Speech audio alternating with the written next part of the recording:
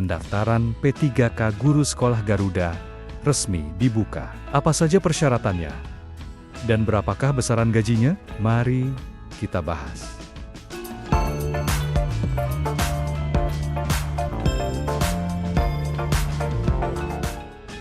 Kementerian Pendidikan Tinggi, Sains, dan Teknologi membuka pendaftaran seleksi P3K untuk mengisi 96 formasi guru di 4 SMA unggul Garuda. Seleksi ini menawarkan peluang bagi calon guru terbaik untuk berkontribusi di sekolah unggulan nasional. Program SMA Unggul Garuda merupakan bagian dari strategi pemerintah untuk menghadirkan sekolah berstandar nasional internasional dengan fasilitas lengkap serta kurikulum berbasis Science, Technology, Engineering, Arts, and Mathematics.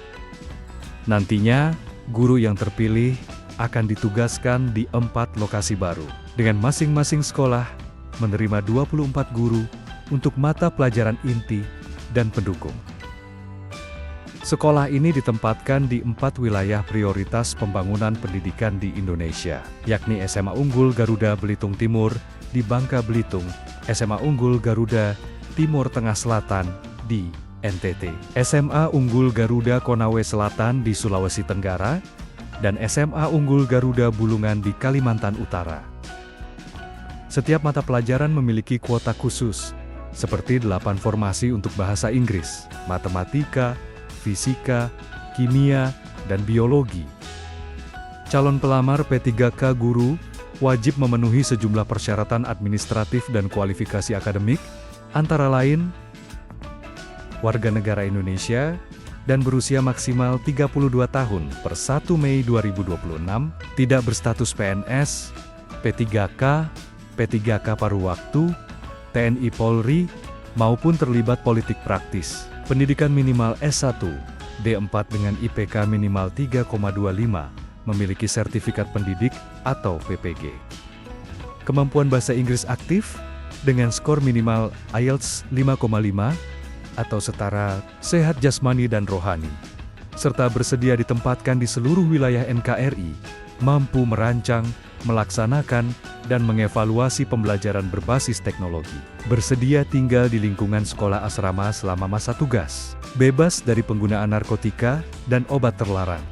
Pendaftaran seleksi dibuka pada 2 hingga 16 Februari. Pelamar wajib mengunggah sejumlah dokumen, antara lain, surat lamaran bermeterai, KTP, pas foto formal, ijazah dan transkrip nilai asli, sertifikat pendidik, serta sertifikat kemampuan bahasa Inggris sesuai ketentuan. Untuk surat lamaran dan pernyataan guru, dapat diunduh langsung di website Kemdiktiristek. Seleksi P3K Guru SMA Unggul Garuda mencakup beberapa tahap, berikut urutan tahapannya.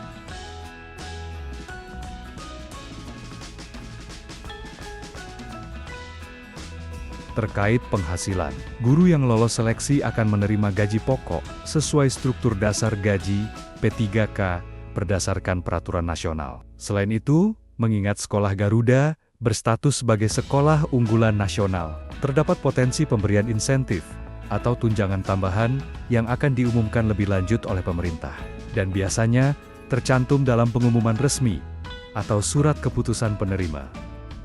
Program P3K Guru Sekolah Garuda ini menjadi peluang strategis bagi guru-guru muda berprestasi untuk mengembangkan karir di lingkungan pendidikan berstandar tinggi.